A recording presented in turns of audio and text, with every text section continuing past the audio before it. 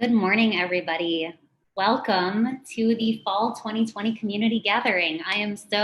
It's absolutely wild to me how sort of giddy I feel just seeing faces on Zoom that I don't normally see. We're looking at a picture now of one of our last in-person community gatherings when we were all allowed to sit next to each other in real life. But I'm really feeling that same excitement. So hello, my name is Rachel Jolie. I am the program director of the Making Media, Making Change program. I will be your host this morning. I also want to thank sort of our behind the scenes co-hosts, Rachel Spano-Moynihan and Audra Wigand are helping with tech and monitoring the chat. They were also really instrumental in the planning of this morning. So I'm just super, super grateful to them, and also to Anna J.D. Detweiler for sending out all the communication around this event, and of course to the whole HECUA staff for always being part of making this happen. And also, hello and thank you to all of you, students, staff, community members. I'm just so, so grateful that you're here. Thank you for making time to be on another Zoom during a really busy time at the end of this intense year of grief, reckoning, and hope. It feels like a perfect time to gather, though, in a HECUA space, because I think we always kind of make this really magical community when we gather as HECUA. I'm reminded often when I'm in HECUA gatherings like this of something writer Adrienne Marie Brown wrote over the summer. She said, "This is an immense time to pivot into the kind of community you want to be in and articulate it. We do know how to care for each other and ourselves when we are given a little room. Ritual, song, circle, conflict resolution, healing, staggering rest, etc., will emerge in community given the right space. People creating togetherness in this moment is a form of creating, a form of art."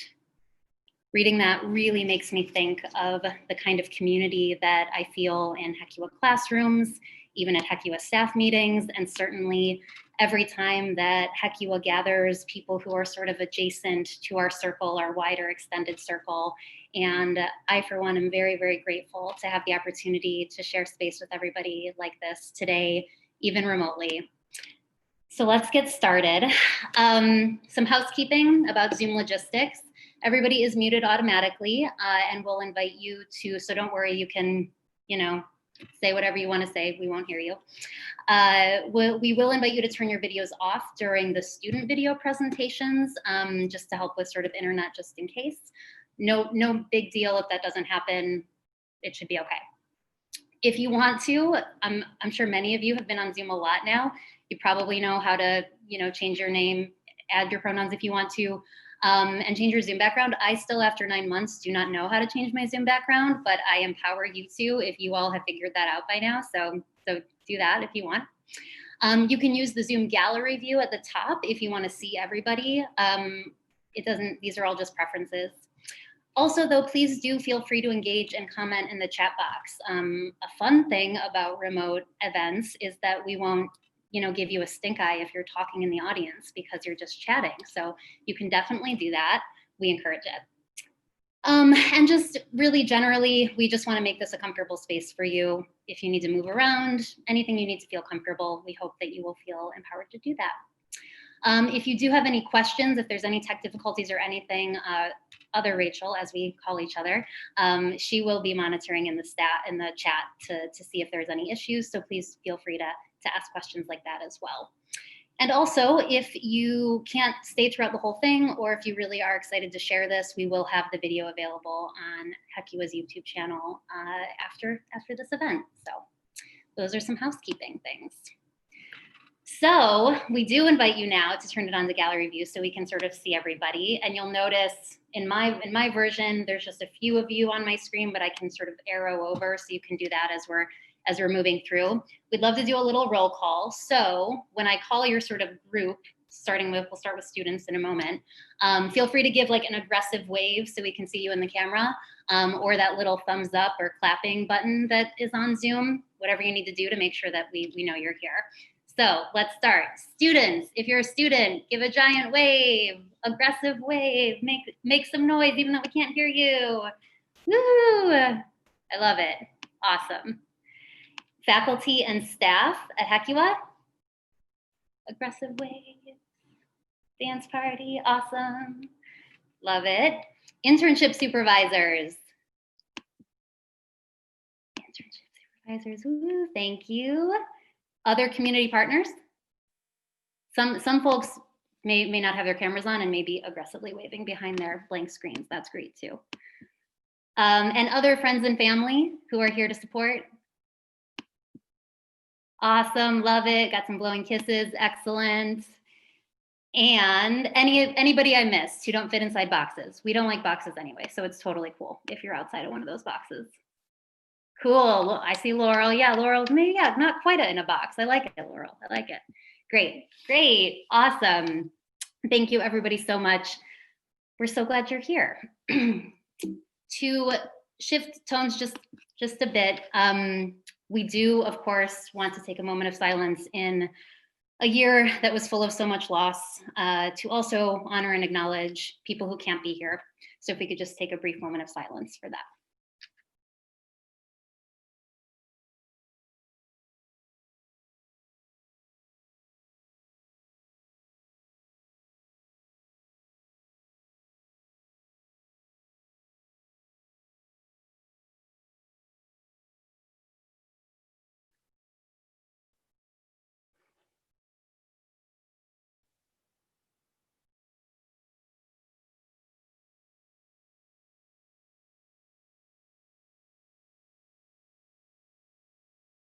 Thank you, everyone. Appreciate that. I'd love to now turn it over to Dr. Michelle Garvey to take us through a land acknowledgement and to continue honoring and acknowledging. Thanks, Rachel. Can you hear me? Okay. So today we celebrate the living Dakota and Anishinaabe cultures who stewarded the lands and waters with whom many of us reside, labor, and learn in the face of hundreds of years of attempted genocide. Because colonization is an ongoing process, we must go beyond merely acknowledging the occupation of stolen lands. There are numerous ways we can confront inequities, defend treaties, and support the sovereignty of tribal nations. We can cultivate gratitude for and reciprocity with the more than human world by not only taking, but giving back through restoration or localizing and indigenizing the food supply. We can defend water protectors standing up right now for treaty rights, missing and murdered Indigenous women, and climate justice on the front lines of Line 3. We can enact reparations like free tuition for Native students in higher ed, or land back, getting public lands back into Indigenous hands. In these ways and more, we can work toward healing and reconciliation.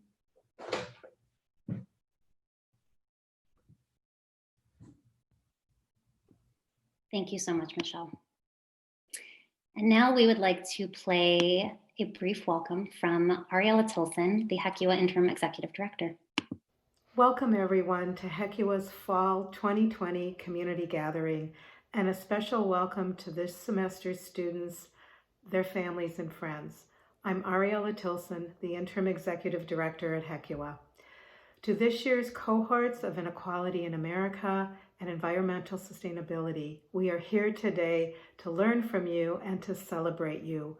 We are also very proud of each and every one of you. You step boldly into the uncertainty of these times and into the fray of this upside-down world of learning remotely, social distancing, and mask wearing. Stranger things indeed. During a year that included the murder of George Floyd and the ensuing uprisings and the continued ecological destruction caused by climate change, each of you heeded a deep call within your hearts to seek out a transformational learning experience where you could grow into the racial, social, environmental justice warriors and morally brilliant leaders our world so desperately needs. You inspire us. The student blogs and Instagram takeovers, along with the many stories that HECUA faculty shared with us, remind us every day why HECUA exists and why we do the work we do. As we near 2021, with HECUA, when HECUA will enter its 50th year, you are the bridge from our past to our future. We hope that you will stay engaged with us at HECUA. We love to hear stories from our alumni, as you continue to be change makers and co-creating a whole, just, and equitable world that we all know is possible. As one of HECUA's founders, the late Paul Wellstone, often said, we can remake the world daily. In fact, that is our task going forward. Big shout outs to Rachel Jolie, Rachel Savano Moynihan, Audra Weingan, and Anna Jetta Detweiler for pulling together this virtual community gathering. I know it's taken a lot of work. Equally big thanks to our faculty and community partners for holding space for such incredible co-learning to take root, especially during these turbulent times. Thank you all for joining us today, and now on to these amazing presentations. Wonderful. Thank you, Ariella. And here we go. I'm so excited for everybody to share in this. So our two cohorts this semester were environmental sustainability and inequality in America. Option to switch to speaker view and turn your camera off during these class presentations. And we will start with environmental sustainability, which was led by Michelle Garvey. Just hang on one moment. I want to make sure that I'm not getting any notes that anybody can't hear me. Can you all hear me? Can I get a nod from it? Okay, great. All right. So environmental sustainability got to do some really neat stuff, even amidst with social distancing precautions in place, including hang out with these adorable animals. So we'll get to see a little more of that soon. So the students will introduce themselves in their presentation in a moment, but I just want to shout out this wonderful group: Sara, Claire, Evan, Isabel, and Steve, who got the opportunity to intern at Lily Springs Farm, MN350, and the Growing North Project Sweetie Pie. So I am now going to turn it over to Audra, who's going to share her screen so that you can all, hang on one second. Sorry, there we go, great. Hi everybody, this is Audra here. You can't see me at the moment because my video camera is turned off, but I'm setting this up here so that we can hear from those ES students.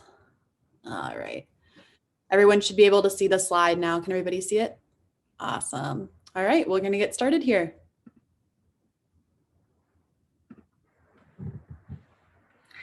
Hello, HECUA community. This is Michelle Garvey, Director of the Environmental Sustainability Program. Please allow me to introduce these 5 incredible students, the beating heart of our program: Steve Stasmary, Evan Langer, Isabel Green, Sara De Sobrino, and Claire Cambray.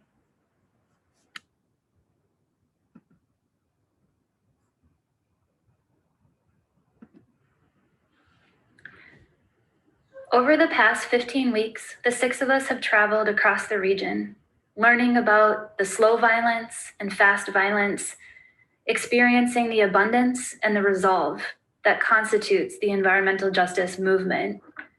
Despite the pandemic, we've been able to maintain safety through masking and social distancing exclusively in outdoor environments. We've breathed in toxic air near the roof depot, Northern Metals, and oil refineries. We've tasted landscapes for the nutrition, medicines, and stories they have to offer. We've befriended rabbits, goats, bees, and dogs. We've planted trees, we've sown seeds, we've weeded, mulched, and composted. We've paddled the mighty Mississippi in frigid temperatures to create transnational knowledge exchange.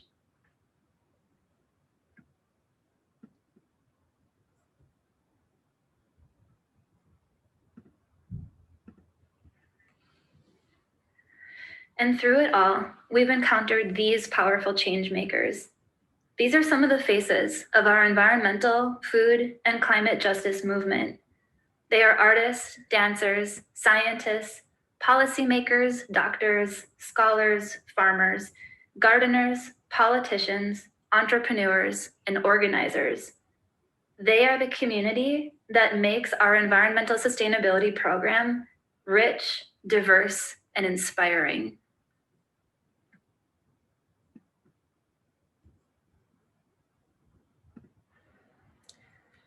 I'm now going to pass the mic to students who will share memorable aspects of this program using the metaphor of ecology in 3 parts. Inoculate. As a fungal spore, seed, or flame introduces novelty into its ecology, students will share one idea that set their growth into motion this semester. Then, through nurture, as mycelium or decomposers network the forest floor, students will share how that novel idea was reinforced or nurtured through our program. And then flourish. As the fruiting body of fungi or the flowering head of a plant express themselves as the parts seen above ground, then go into the cycle of life to inoculate the rest of their ecology with spores or seeds, with the help of wind and pollinators, students will share how they'll set a resonant idea into action as change makers in the future.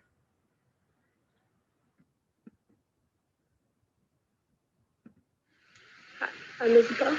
I wanted to talk about the first reading we did in class, day 1, which was Sky Woman Falling by Robin Walther. It's just one short chapter in her book.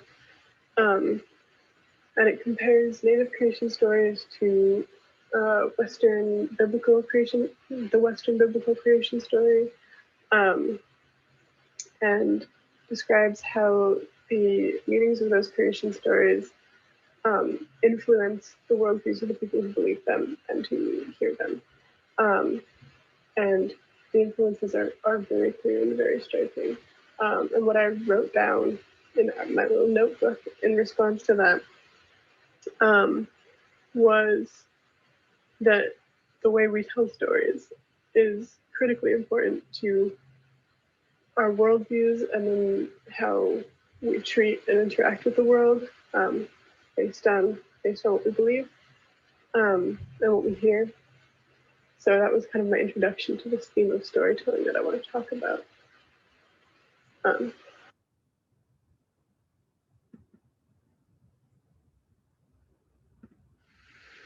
As the semester continued, storytelling and stories kind of kept coming up.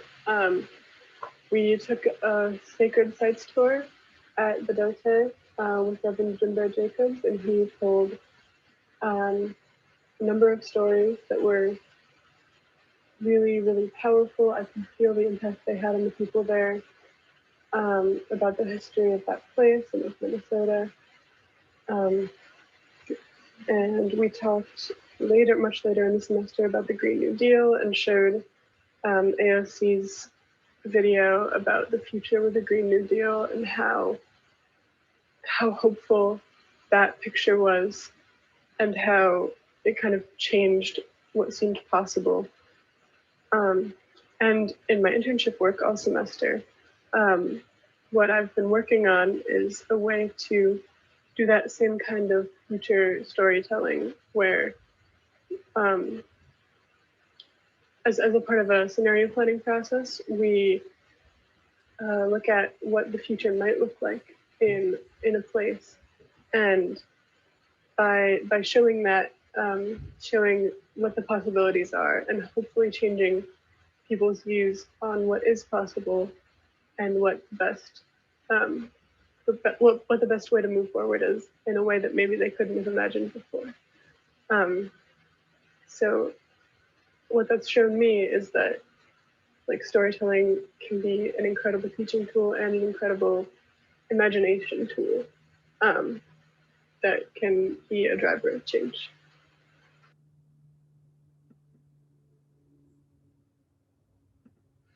I'm not exactly sure what I will be able to do with what I've learned about this semester, but I do know that I want to bring what I've done in my internship with scenario planning into whatever work I end up doing, and to use that as a tool with whatever organization I'm working with or outside of that. I know that I want to think way harder about the way that ideas are communicated and ideas for change are communicated and shown to people, because I've realized that the way it's shown matters a ton for how people see it and whether they see it as possible or feasible or desirable. and that communication aspect of it. And the visualization is really important for giving people hope and possibilities that they believe in. So I want to do more work with that as well.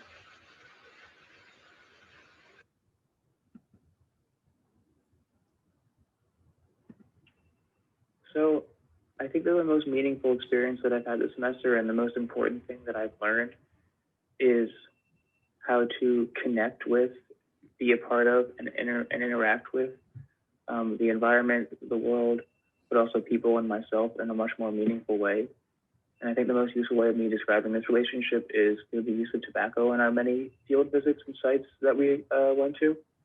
So our first time we used tobacco was with our great educator, Louis Alamayu. Shout out, Louis, you're the best.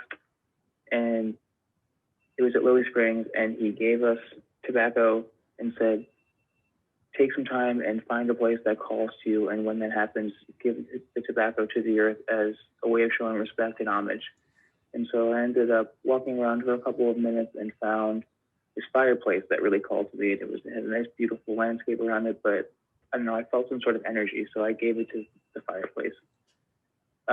We also did it with Reverend Jim Barry Jacobs at our Dakota Sites tour, and similarly, there's this tree that overlooked the city, but also the beautiful landscape that was kind of calling to me, so I gave the tobacco there. And then we also gave tobacco to show respect to the river and to the Vidote when we were floating down in our canoes a couple months ago. And I don't really know how to describe the feeling that I experienced during these experiences, but it felt really good. And I really want to hold on to those experiences for the rest of my life.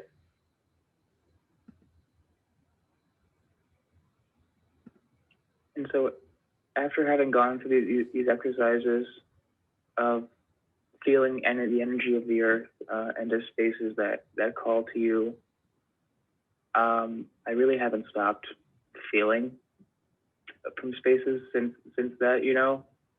And so I think it's helped me to develop a much better skill of listening to and being aware of my environment and my surroundings in my place where I am.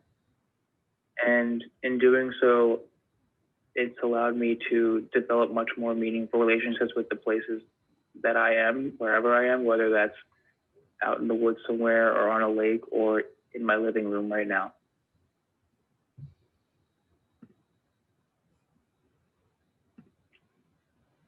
Learning these new skills about how to develop deeper meaning and deeper connection with the earth and my surroundings has helped me a lot with my own healing and kind of reconciling with everything that's going on given the pandemic and the political climate of this country. And I feel a lot better about everything at the end of the semester right now than I did at the beginning of the semester. And so given that I know that I'm not alone in the way that I'm feeling about everything that's going on right now, I really am going to do my best to share that with everybody and anybody who I meet. So that way, not only people can come to terms with everything that's going on in the world, but also develop more meaningful connections with the earth. So that way we can do something to address climate change and all of the environmental issues that we face today.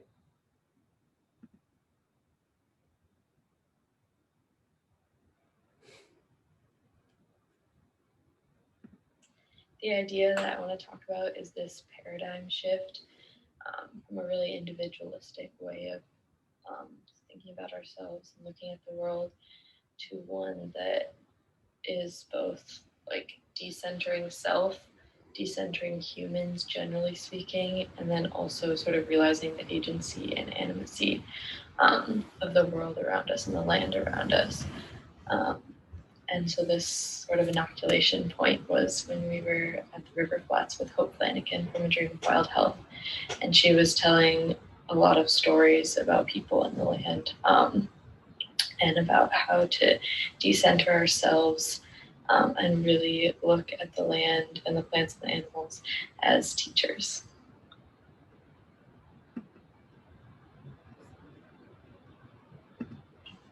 I think there was a lot of times that we came back to this idea throughout the semester, but two of them that were really important for me was my internship out at Lily Springs and being able, like sometimes 2 times a week, to spend a long time out on the land and just be completely outside and actually like allow the land to be my teacher, as well as Ellie, wonderful Ellie. And I think that was like actually putting these ideas and this like paradigm shift that's starting to go on in my brain into action. And then also talking to Sam Grant on Tuesday and him talking about how we need to decenter the individual and how we can't continue to see ourselves as individuals if we're going to have hope in this world.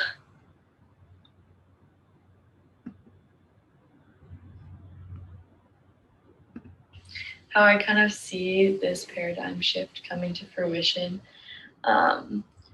is just like myself being in better relationship with the land and with other people, and then hopefully being able to pass this idea and sort of inoculate other people with the idea of this paradigm shift.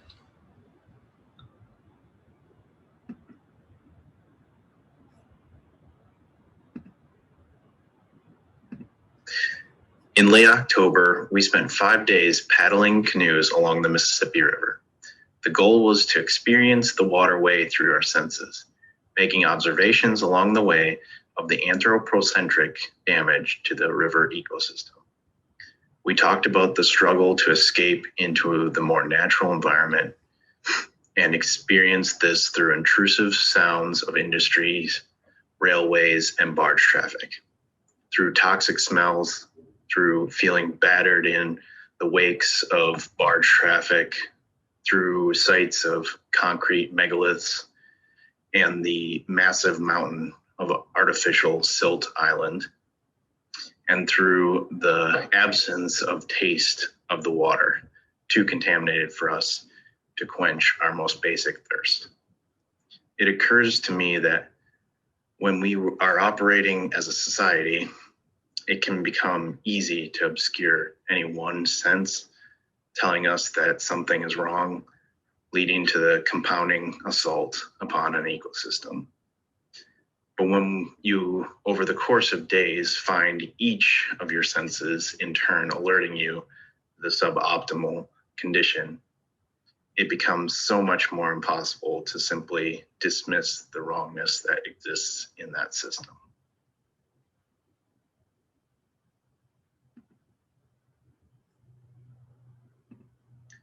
The HECUA program is so facilitating these sorts of connections, firstly through its ability to connect students such as myself to its ever-expanding network of educators.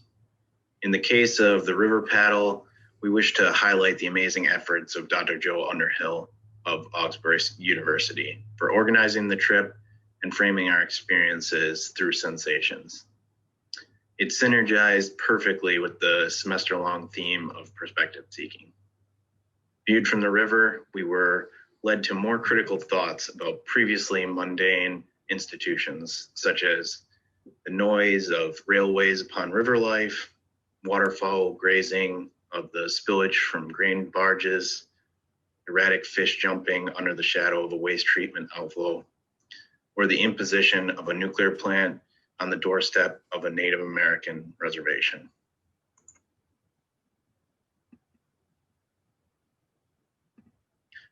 The biggest way I want to use this lesson as an agent of change is to adopt it as a practice within myself for greater identification of areas of injustice. If I find the suggestion of injustice delivered by one of my or another's senses, I can gain greater recognition of the discrepancy if I use that as a cue to employ my other senses in every way I am able to in the area of contention, and test if there are compounding sensations of injustice. If I can further suggest the practice to those whom I wish to influence, I will encourage them to come to their own similar conclusions, which may have a much stronger hold on them than if I merely gave them my own argument for change.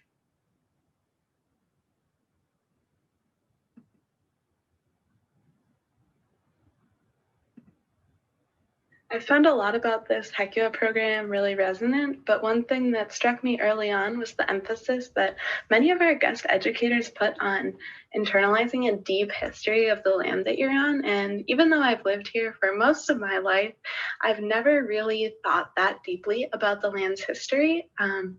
So, for example, when we were at Lily Springs, our educators, Ellie and Lindsay, talked a lot about the land in terms of glaciers and mammoths and bison, going thousands of years back, and also about indigenous management in terms of controlled burns, induced grazing, and all sorts of stuff about our ecosystems that I'd never considered before.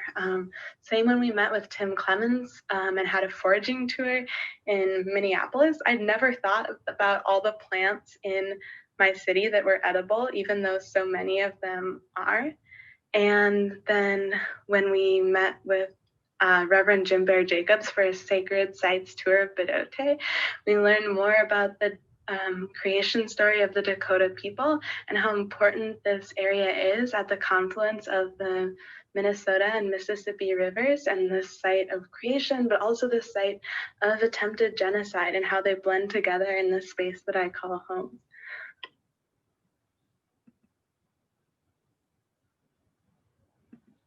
Learning about this land's history really resonated with me, and I wrote about it for my first blog post for the Hecua Environmental Sustainability Program. I haven't written basically since coming to university, because in biology we just don't do much creative or emotional writing. So I was a little bit nervous about putting this out here, but I've had so many connections through like the Hecua mycelial network with people that have been really inspiring, from other Hecua educators to my own advisor at the University of Minnesota. Somehow she found one of my posts. And it's been really nurturing and inspiring to hear from so many people. And I feel really grateful for everyone who's reached out and really supported me in my writing and connected with me about this place.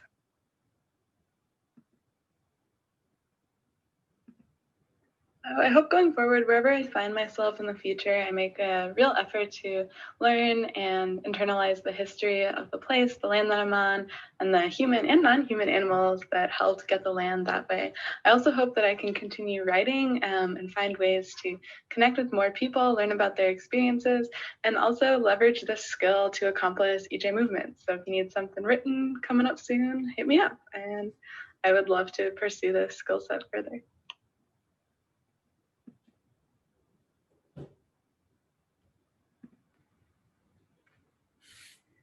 Thanks, students, for showcasing some of the most meaningful ideas, places, and people we've encountered together, and how we can now turn to you as leaders of the environmental justice movement. Your leadership is already underway in at least one manner, our final semester project. Inspired by graphic designer Philippe Lazaro and his anti-racism flowcharts, we're designing and curating flowcharts that narrate the story of environmental justice from which the Minneapolis uprising took place. We're part of a much larger team of youth contributing to a Mellon-funded partnership with Minnesota Youth Story Squad and the University of Minnesota's master's program in Heritage Studies and Public History. These flowcharts will be showcased at the Bell Museum's Climates of Inequality exhibit starting this January, and we hope that they'll travel even further through social media in the years to come.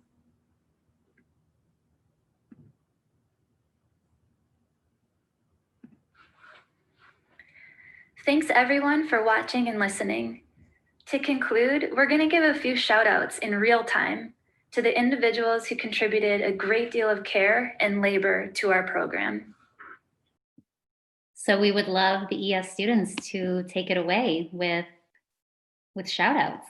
I'll go first. And just, we wanted to shout out Kenny at Lily Springs Farm. Thank you so much for everything you've done this semester. And then a huge shout out to Lewis for being with us on so many of our class times this semester and sharing so much wisdom with us.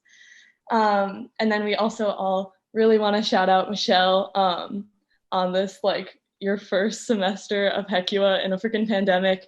And it's still been an amazing and super powerful experience for all of us. So thank you all so much. I can go next. I forgot the order we planned on doing this in. I I wanted to shout out, first of all, Hecua staff, kind of generally, but also specifically Rachel Svana Moynihan for making all of our internships possible, especially the in-person ones, which were, I'm sure, incredibly difficult to make work, and also making it so that we could have in-person experiences all semester with all of our community partners. And also I wanted to shout out Liza for pressuring me to be in this program for like forever and sending me a billion emails. And it finally worked at the last second. And thank you, Michelle, for being so kind and compassionate and understanding all semester about everything during this really incredible, weird time.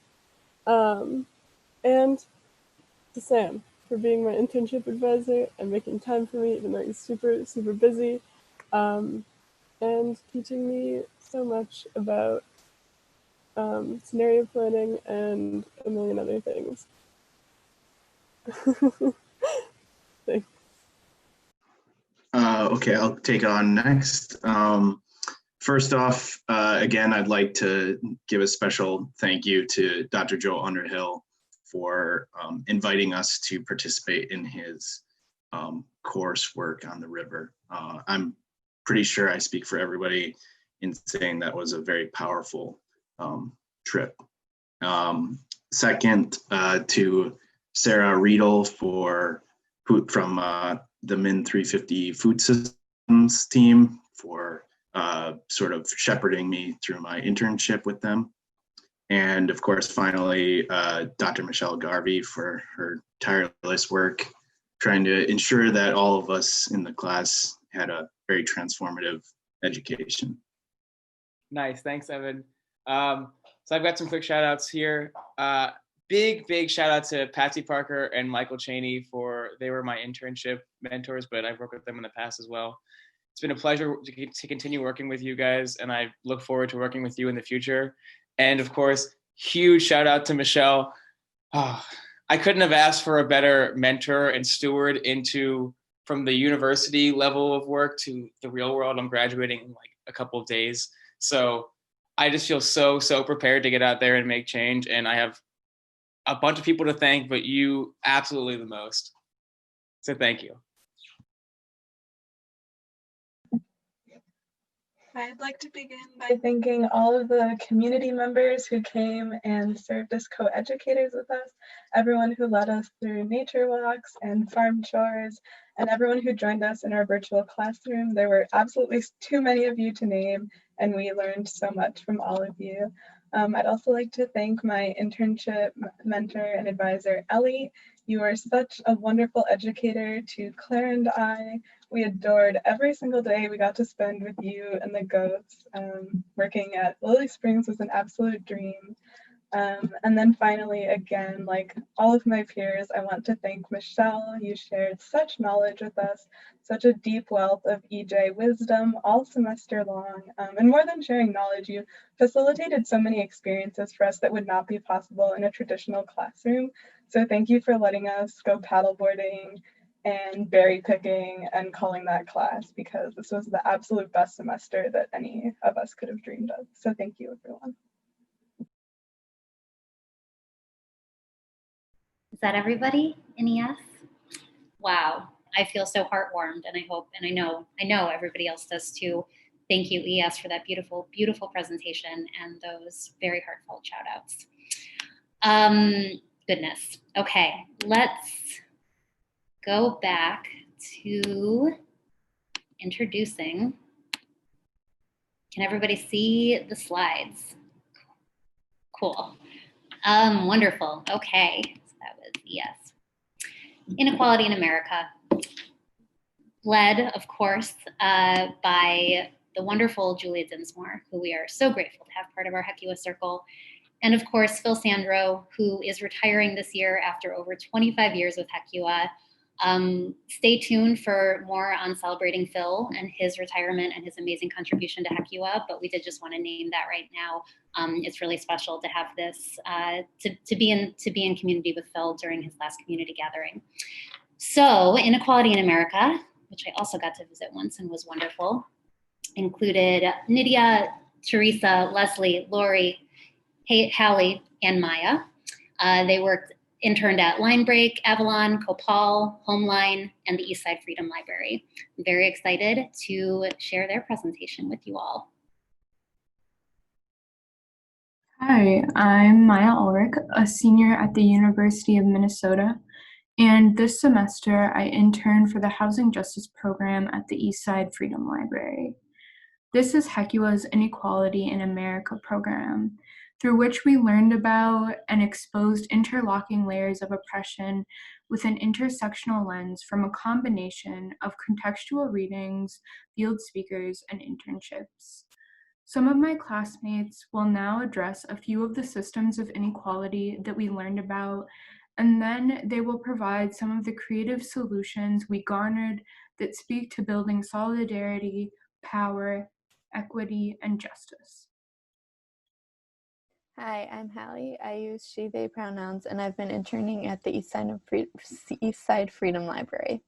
I'm going to be starting us off today talking about housing. Housing stands as a foundation to all issues of inequality, and we can use housing as a lens through which we can see the broader systemic structures at play within society. We can trace many of the housing issues we are seeing today back to a history of racial discrimination and enforced housing segregation that's led to a lack of funding being put into creating affordable housing, disproportionate rates of houselessness among BIPOC folks, and a lack of resources in lower income neighborhoods. After emancipation, many Black families moved north seeking safety and better job opportunities.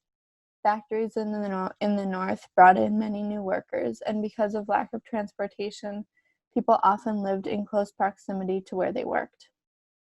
Neighborhoods were divided by workforce and often made up of a diversity of immigrants from all over the U.S. and the world. However, starting in the early 1900s, increased workforce and housing discrimination meant that while other workers were able to move up in their position and move into more stable housing, Black workers were increasingly left in low-wage jobs and facing housing discrimination, which meant that neighborhoods were more and more racially segregated. Jumping ahead into the Great Depression, we see increasingly that Black people were excluded from economic and housing support programs. FDR's New Deal programs and Social Security and mandatory unemployment insurance programs excluded a large portion of Black workers, and the Federal Housing Administration's guaranteed mortgage programs refused to guarantee mortgages in Black neighborhoods, redlining neighborhoods and making it difficult for Black people to buy homes outside of their redlined areas. Later, during the Great Migration, when 4.5 million Black people left the South and came north, many faced few options for housing in the north. Northern cities began zoning neighborhoods in an attempt to segregate industrial areas from residential. However, often majority BIPOC neighborhoods were zoned as industrial areas, which meant that no new residential construction or maintenance could take place. This led to an industrialized urban neighborhoods that were often overcrowded because of lack of infrastructure. However, these areas often held vibrant community support networks. Then began the urban renewal projects, in which the federal government destroyed and relocated many lower-class majority BIPOC neighborhoods and businesses, and turned the neighborhoods into businesses and tourist sites, displacing those that lived there and moving folks into projects and public housing, of which only a small fraction of the people being relocated were given. Later, highways were constructed through the centers of Black communities, displacing and relocating families once again, and using these highways to segregate the Black neighborhoods from the rest of the city. These highways also made it easier for people living in suburbs to commute, and the FHA's and Veterans Administration's mortgage guarantees made it so that white families were encouraged to buy homes in the suburbs, while BIPOC families were excluded from receiving these loans. This white flight meant that higher wage jobs also left the inner cities, leaving factory work and manufacturing jobs as the main employment for those living in the inner city. After World War II, however, many factories moved overseas and outside of large cities in search of cheaper land, lower taxes, and weaker unions. with much of the labor moving outside of the cities and public transportation being underfunded and lacking. All those who could afford to move to the suburbs did, leaving the inner cities, which were majority BIPOC neighborhoods with little resources, few jobs, and a lack of public services, such as grocery stores and businesses. The disparities in housing that we see today can be traced back to this history of racial segregation and redlining. Currently, Black people make up 40% of people experiencing houselessness and 50% of families with kids experiencing houselessness, while they are only 13% of the total population. Since the 1980s, affordable housing has dropped and rents have given rise, while wages have stayed relatively the same. Currently, 8 million people pay at least half their income for rent. Full-time minimum wage workers cannot afford to pay rent for a 2-bedroom apartment anywhere in the U.S. and cannot afford a 1-bedroom in 95% of U.S. counties. In order to afford housing at our current minimum wage, one would need to work 97 hours a week for a 2-bedroom or 79 hours for a 1-bedroom. Affordable housing is defined as spending no more than 30% of one's monthly income on rent. Currently, due to rising costs of rent, however, workers would need to make $23 an hour to afford a 2-bedroom and $19 an hour for a 1-bedroom. Next, Teresa will be speaking on education. Hello, my name is Teresa Cheever, and I'm a senior at St. Mary's University. This semester, I did my internship with Avalon School in St. Paul. Today, I will be focusing on the second pillar of inequality, which is education. Since America is a capitalistic country, the educational system follows the rules of capitalism. What this means is that schools mirror the workforce in order to prepare students for their life after education. Therefore, the students resemble bosses, where they are given a standard for each student to follow or perform at. If a student doesn't meet these expectations, it results in discipline and receiving a low grade or low performance score. What this does is segregate students by their performance. Students who receive a higher grade are deemed to be more successful and have better jobs in the future in the upper middle class or even upper class. Students who perform with lower grades are deemed less likely to be successful and have jobs in the working class or jobs that pay minimum wage. And some of these jobs even fall below the line of poverty, only worsening poverty within their community. Another thing that education relies on is funding through the government. And this funding depends on the location of a school. Schools or other academic institutions that reside in a poorer area that may have more people of color or have more people suffering from poverty are less likely to get a lot of funding. This really affects the students and their performance.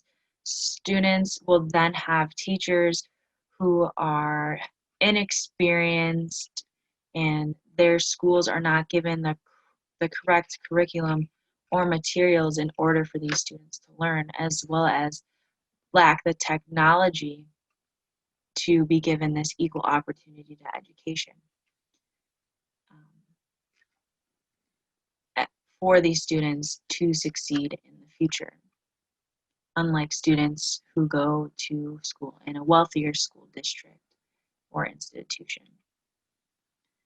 Following education is the pillar of policy, which will be presented by Flourish. When people come together, we have the power to make lasting change. That's what organizing is all about. My internship this semester was with Homeline, a tenant advocacy organization that seeks to provide renters with free and low-cost legal advice, organizing, education, and advocacy services. Homeline also works to improve public and private policies relating to rental housing by involving affected tenants in the process. We know that organizing groups of people creates power for change. By organizing groups of nonprofits, we create power for policy change. Homeline is a member of the Homes for All Coalition, which has a membership of more than 200 organizations. These large coalitions have the power and influence to take the public policy proposals directly to the legislators' desks and in front of the committees that vote to make these policy proposals into law. For far too long, America has supported public policies that represent just the top few percent of our country's wealthiest. Organizing campaigns and movements that can work together will give us the power and the voices we need to be change makers, creating laws and policies in America that reflect the needs of all of us citizens. Thanks, Lori. I'm Nadia. I take she, her pronouns, and my internship was with Line Break Media this semester. So now that we've highlighted just a few of the current issues being examined, including housing and education and policy, I also want to take a moment to center these issues in this moment in time and what it meant to study inequality in America in 2020 amidst a global pandemic, uprisings confronting systemic racism, as well as terrorizing of police and communities, and an election that confronted fascism, literal fascism. And upon starting this semester, our instructor Phil pointed out that the pandemic didn't just further exacerbate or stratify inequalities in housing and education and healthcare. What it did was expose and provide an X-ray in these inequalities and show what communities closest to harm have been facing all along, and the different systems that work together that keep them down the poverty line, and closer to those burdens and feeling the issues hardest when there is a pandemic or a recession. So it's really important to understand how, especially, it's not surprising in a global pandemic to see deaths or cases or even access to healthcare disproportionately go down the racial and poverty line. Healthcare, for example, the access of healthcare you get depends on the type of income that you receive. And where you get your income depends on the type of job you get. And where you get your job depends on the education that you have access to. And, your access to higher education or even where you get education in itself depends on where you live. And all of those different areas intersect with each other, but also have different barriers. So when,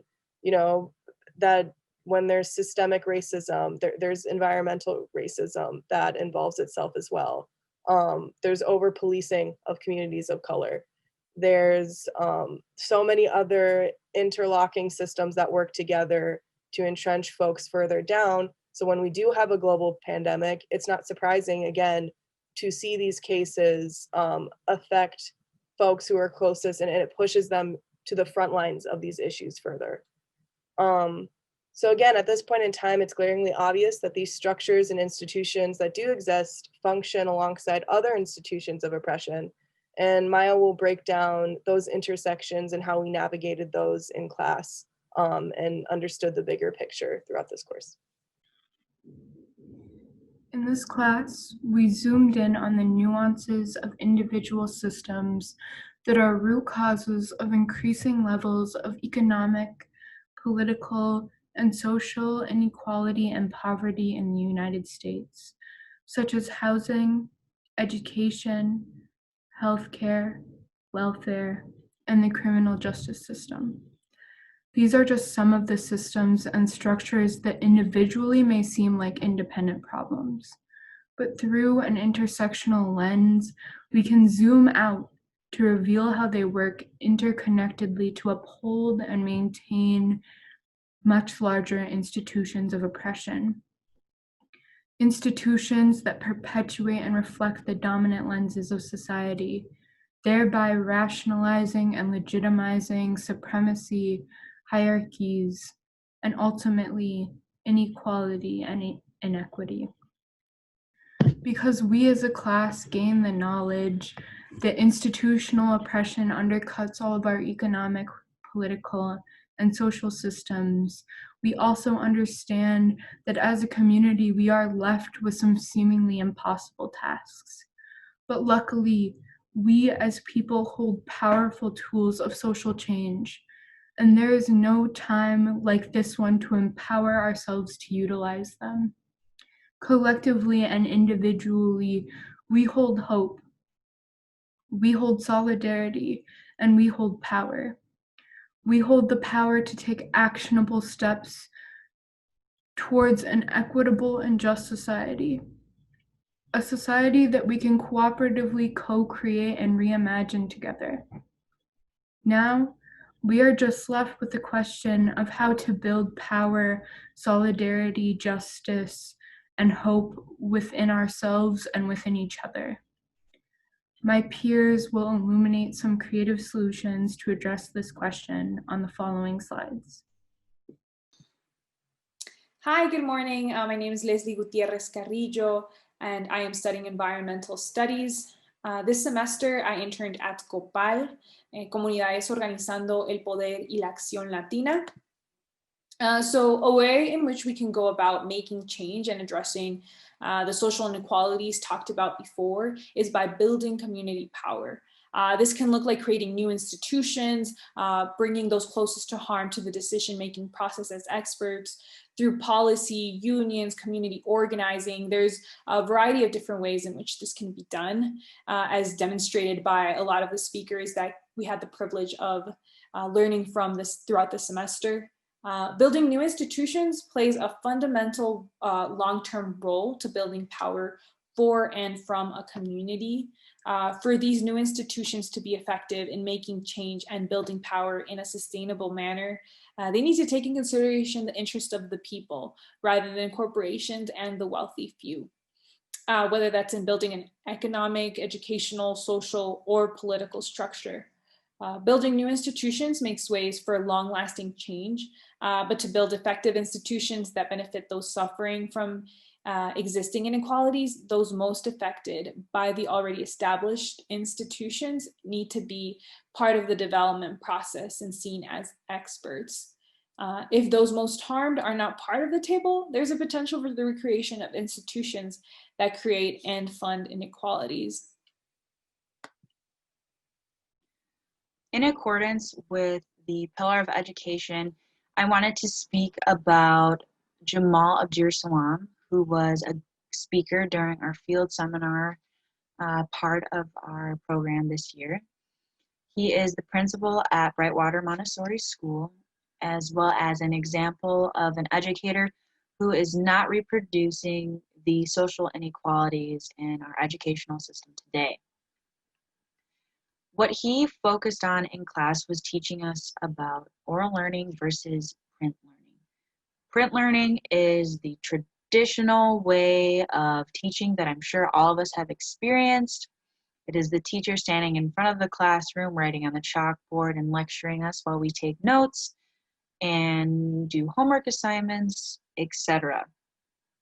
And this way of teaching is teaching the present through what has happened in the past, in the history. Oral learning is very different. It is a person speaking about their life experiences through stories. And this is very important because many cultures learn from oral learning through their stories of their ancestors. So this is why oral learning is so important, because so many students may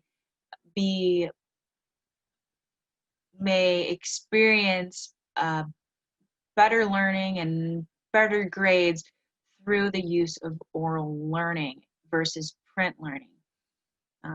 In Brightwater Montessori School, they use the Montessori method, in which the students are their own teachers, where they self-direct their own activities.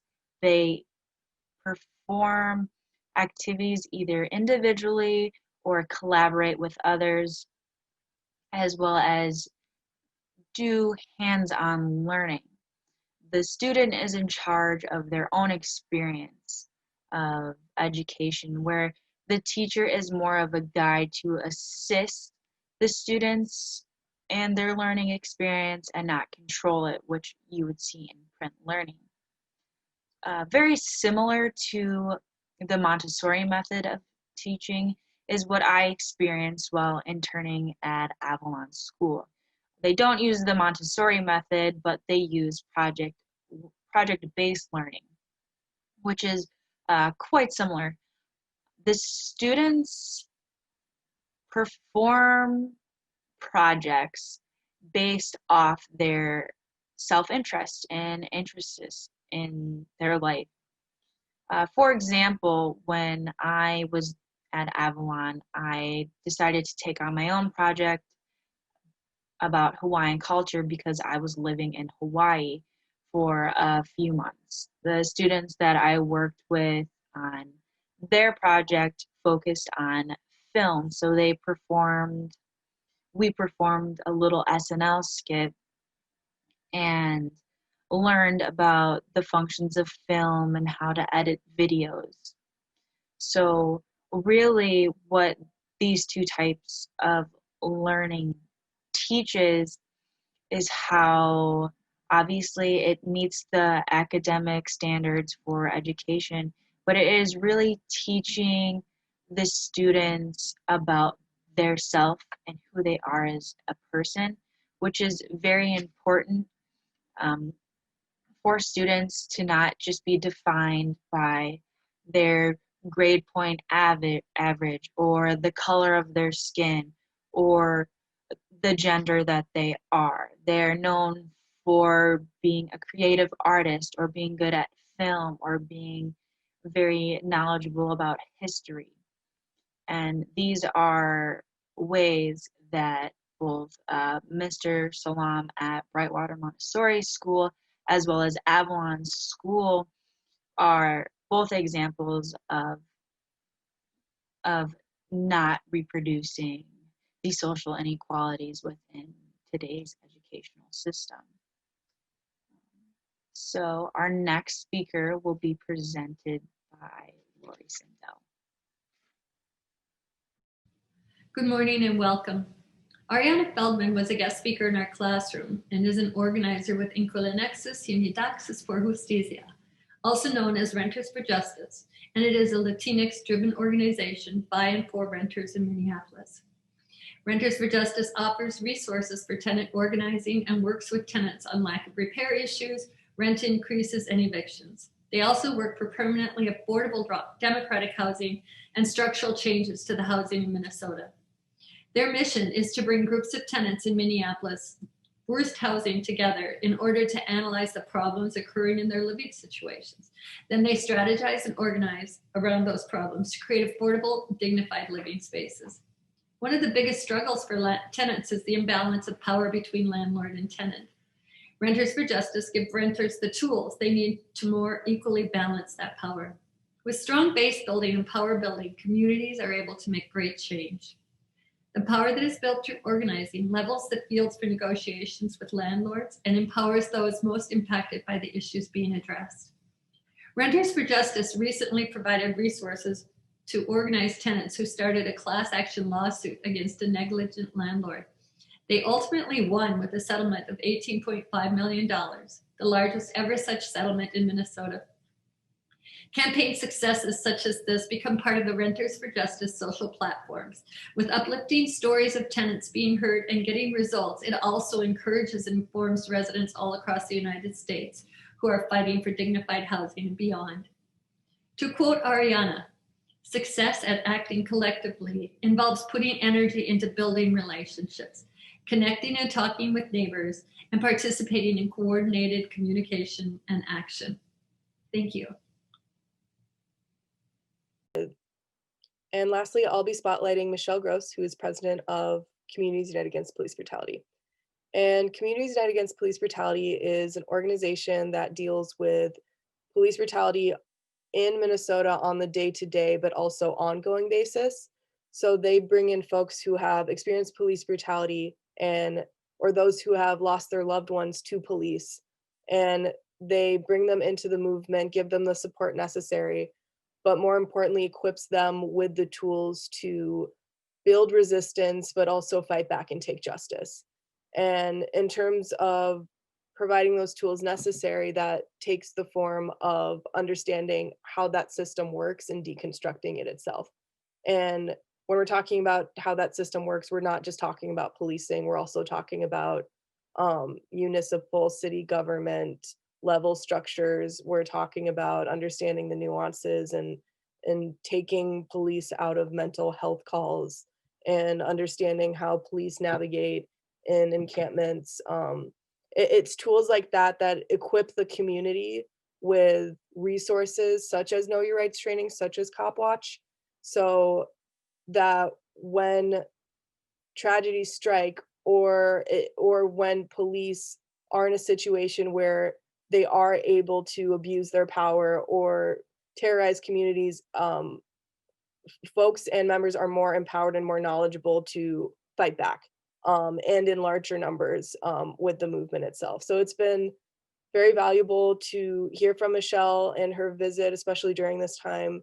And we learned again a lot about building power at large, but also how to deconstruct the system itself and where they navigate and play in with other folks across the Twin Cities who are calling for similar things. Here, we want to hold space to honor and thank all of the speakers who saw value in passing on their knowledge and sharing with us their contribution to eradicating inequalities in America. They have shown us not only that there are an abundance of people selflessly and actively fighting every single day to make change in this country and in the world, but have also shown us what a community can create. This semester, we saw how unified voices can create massive imprints in areas like education, housing, social institutions, policy, systems. People like those listed here have demonstrated that they understand the importance of storytelling and motivating the next generation of change makers. You have shown us that in this world, there exists much pain and suffering, but also a great abundance of love and unity. You have been living examples that change can and will happen. For this, we are extremely grateful. Now, we want to thank all of you for being here and supporting our work. We also want to thank you for all the work that you're doing in your community. Next, we're going to be doing some community shout outs, so I will popcorn it to Teresa. Hi, it's Teresa Cheever again. Unfortunately, I was unable to make it today due to other circumstances, but I would like to say thank you to several people who have made my journey through the HECUA Inequality in America program, as well as my internship at Avalon. So first and foremost, I would love to thank Phil and Rachel for their patience this semester, as well as their knowledge and their help navigating me through this semester. Congrats to Phil on his retirement this year. I would also like to thank Julia and Maurice Chantel for sharing their life experiences and touching all of our hearts through their wisdom, their poems, and just their energy throughout all of our sessions together. And lastly, I would like to thank my supervisor, Kevin Ward, at Avalon. You were amazing this semester, and I could not have asked for a better supervisor. Thank you for not only putting your focus on the children, but making sure that I was not only meeting all my requirements for my internship, but making sure that I was okay and being my friend throughout the whole internship. So thank you very much, Kevin. And I will popcorn this to Maya and Hallie. Yeah, so I'm Hallie, and I interned at the Eastside Freedom Library. So I just want to give a shout out to Ben for making us feel welcomed in both the physical and virtual spaces of the library. We learned so much from you this semester, and you gave us a space to grow and learn and build relationships and have fun. And I'll pass it to Maya. Hi, I'm Maya. I also interned at Eastside Freedom Library, and I'm also going to shout out to Ben. Thank you for showing us how to mitigate conflict, how to utilize and build upon our already existing analytical and creative skills, and how to hold power in our knowledge. You made our internship experience really awesome, and we are both walking away from this internship with a lot of applied knowledge around housing justice. So thank you so much. And I'm gonna popcorn to Lori. Hi, good morning. I'd like to shout out to Phil. Thank you so much for your patience with me during this program. I want to tell you I love that you brought the average class age up for me. And I want to wish you many, many joyous, peace-filled days in retirement. It's 11 o'clock. For Michael, he was my supervisor at Homeline, and the best experience in working somewhere without getting paid I've ever had. And I want to thank you for showing me what it means to really fight for what you believe in, for walking the talk. You've been an incredible mentor and supervisor and friend. And I wanted to just say, as the last thing to Michael, to do justice and be snazzy as an American Justice League. And I wanted to say thank you to my classmates, Teresa, Hallie, Nadia, Leslie, and Maya. Thank you so much for your patience with me and for hanging in there. But most of all, thank you for being part of the generation that's going to really make a change for the world and for all of us here and for all of the children and grandchildren that will be coming next. To Julia, I wanted to say thank you, Julia, alleluia. And thank you for your compassion, for your kindness, for the power of words, and speaking to us about your life and sharing that, and for fighting for so much dignity for your life. It shows, you've got it.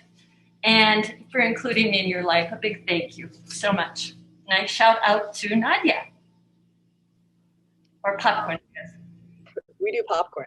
Yeah, I just wanted to give a shout out and thank you. He couldn't be here today, but Nolan from Line Break Media was my internship supervisor.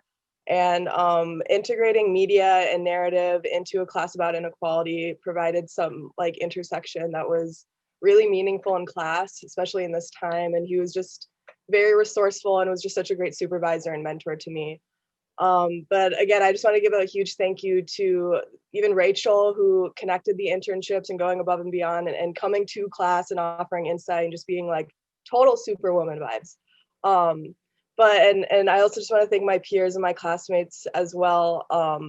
Again, like it can feel really lonely in these times when it's just you and your computer, but I think with the ideas exchanged, it really kind of transcended outside of that. And we were, it was really an empowering space to be speaking about solutions, and it was a pleasure to be working with all of you. I'll popcorn over to Leslie. Hi, I'm Leslie Gutierrez. This semester I interned at Copal. Shout out to them. They've definitely shown me a lot of about the organizing world, the nonprofit world, a lot of new information to me that I'll definitely be taking into my future career. A big shout out to all of the HECUA staff. This is my second HECUA program, and I can't stop saying how much I love and appreciate this program and how meaningful it has been to my college experience. This year has been a crazy one for me, for my family. It's feeling a lot of downhill, but going to class has really been like a very big glow to my day. It's really been such a warming to my heart, being in conversation with all the classmates and with Phil, Julia. It's been honestly beautiful, and I'm so thankful for it. In a traditional classroom, it would have never looked like this for me this year.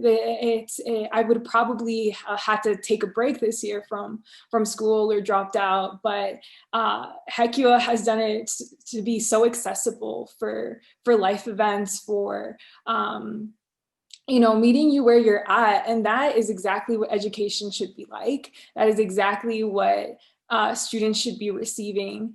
We are here to learn. We are here to become leaders in our communities, to know how to do that, to get examples from people who are doing it themselves. And that's exactly what we received with all of the speakers who came this semester. They were examples of what I want to become, of where I'm headed, and where I know a lot of my classmates are also headed. And I'm super inspired for all of that, and a big shout out to Phil and Julia. My heart goes out to both of you. Like this semester, I never had the opportunity to meet you in person. It's all been virtual, but I love you, and I have so much appreciation and respect for you and for the work that you do. Yeah, and I hope that one day I can become people like you. So thank you. Phil, this is your last semester, and oh God, I am so thankful that I got the chance to get that last semester in with you. That has been such a gift. I've had friends who've done this program in the past and have told me so much about this, and I was like, when I found out that you weren't retiring until this semester, I was like, yes, this is for me. Like, I have to take this semester. I had the opportunity to do it with my university, so I'm so glad that I did. I've received so much information that will change and has changed my perspective in this world and in America, all the inequalities that exist. One thing is living these inequalities, but another piece is really understanding them and how they work systematically. And receiving that information is going to be really valuable for the work that I do. So thank you so much. Thank you all. Thank you, Rachel, as well, for putting all the internships together and helping so much with that. You've been absolutely amazing. So thank you. Wonderful. Here we are in 2020. Thank you, IA, so much. That was so much incredible information. Not at all surprised, but thank you all for sharing. I know it is close to time. We are right against time. If you have the availability to stay with us, we have a couple of more closing activities we'd love to do. If you can stay with us, if you can't, this video will be available. Before we transition, we have one more shout out. We know we've done IA shout outs in chunks, but I would like to invite the Hekua staff to unmute their mics. And we just want to give a raucous shout out to Phil, who we love so much. Congratulations, Phil. Love you, love you. Oh, congratulations. We love you so much. Love you. Hearts of feel. Please don't retire. I just used my very unusual, strange power of muting you all, which is too much power when you have the Zoom. But we have so much more celebrating of Phil to do, but we did just want to acknowledge again that being at your last community gathering, it's really special to share this with you. So thank you for so many things. All right, in the interest of time, we do want to keep moving. I just want to, if we could all just take a breath together. I'm feeling a lot of responsibility for Zoom.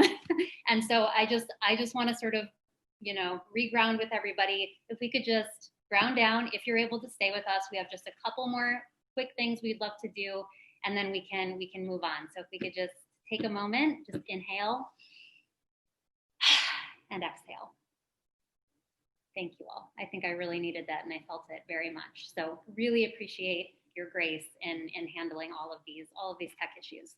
Okay, we want to move on to some closing words from Mohammed, and then we'll have one more activity, a little closing reflection. Now, my screen sharing has been odd lately. Let's see, do you all see that? Great, I saw a thumbs up, I love it. Yep. And some closing words from Mohammed. I am not going to mute my mic this time. Hello, everyone. I'm Mohammed Salam, HECUA's Director of Programs. On behalf of our programs team and all of us here at HECUA, I'd like to extend our deepest thanks and gratitude to our students, university, and community partners, and all friends of HECUA for your incredible dedication and resolve this semester. Against the backdrop of the summer uprisings here in the Twin Cities, across the nation, and around the world, and the challenges posed by the ongoing pandemic, HECUA remains committed to the cause of social and racial justice in our local communities and around the world. In its academic programs, HECUA sets out to cultivate deep and meaningful learning communities to address some of the most complex problems of our time, with an eye towards how these problems impact the experiences of the most vulnerable among us. We offer an invitation to every HECUA student to live critically informed, ethically, and responsibly as they work to affect change and in turn build more just communities, nations, and a global society. The stories our students have shared today are a testament to the power of this truly contemporary and dynamic approach to liberatory education, an approach that is grounded in the reality of our students and their experiences. To the HECUA program cohorts of Fall 2020, we are so happy for all of you and very proud as well. We're here to support you and we look forward to being in touch as you move on from your HECUA experience. Friends of HECUA and our university and community partners, we'd like to thank you again for your continued support. Friends, as we conclude this community gathering, I invite you to visit the HECUA website or reach out to us directly to learn more about how each and every one of you can support our students and our programs in the future. Thanks again for joining us. Please take care. Thank you, Mohammed. All right, and now I'd like to pass it back. Hello, everyone. I'm Mohammed Salam, HECUA's Director. No, thanks. That was good, Mohammed. That was a great closing. We don't need it again. I would love to pass it over to Audra. Hi, everybody. So we did want to take a second to do one final reflection before we all jump off the Zoom call. So I'm going to be leading that today. My name is Audra, and I work at HECUA, and I'm also an alum of the Inequality in America program, which I participated in during my last year of college. And I'm going to be leading the closing reflections for us. So I really encourage everyone to take a second to get comfortable, take a deep breath, and we're going to get started here. So through the pandemic of the past year, we have all found spaces within HECUA circles to create community and connection despite social distancing. And I believe that this has helped to root and to ground us. In light of all of the reflections that we have heard today, we really wanted to invite everyone now to reflect on the ways that our lives mirror the processes of nature. On this slide, we have included an image of a tree to help you start thinking about the roots and the branches as a metaphor. As we're approaching the end of this powerful, challenging, and growth-inspiring semester and year, we'd like for you to take a moment to consider both what and who has grounded you, and how you will expand, and how you will continue to expand beyond in the year to come.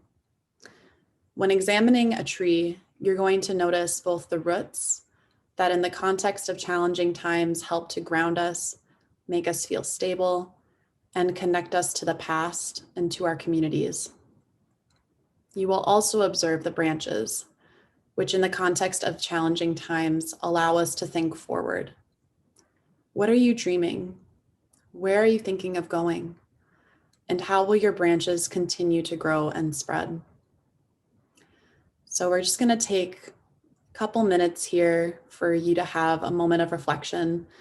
You can either write your thoughts down in the chat, or if you prefer, you can just sit and meditate on these questions of, first, how are you rooted? And how are you going to rise?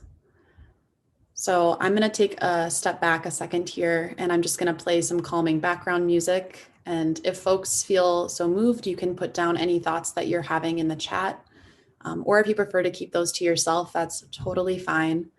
So I'm gonna start the music here and I'll check back in with you all in another second here.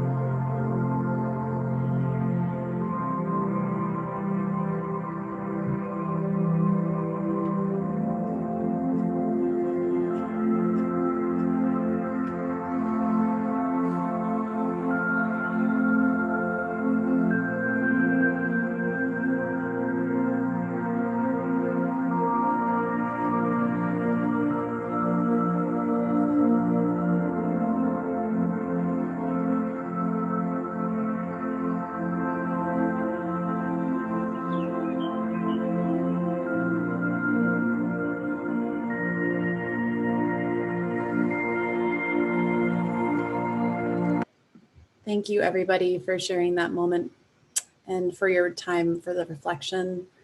I know that I'm continually thankful for the Hekia community and for all of those who play a role in creating spaces that are so special as this. So I'm going to pass it back to Rachel for very final closing thoughts. Thank you, Rachel. Thank you, Audra. That was lovely. It was really, really profound to sit with that question. I think we've sort of been asked a lot to do that here and there, but to really just sit with that in this truly, I think, sacred circle that we create at Hekia. Anytime we gather, like I said, in our circle, an extended circle, I'm so grateful. Thank you all so much for being here. Thank you for bearing with the technical difficulties. I really feel badly to have taken more time, but I can feel the love and support. So thank you for that. If you want to stick around, I think some of the Hekia staff will do that. But if you need to go, we understand. I wish you a wonderful rest of the day and of this intense year. And we know we'll all see you again soon. Thank you so much. Take care.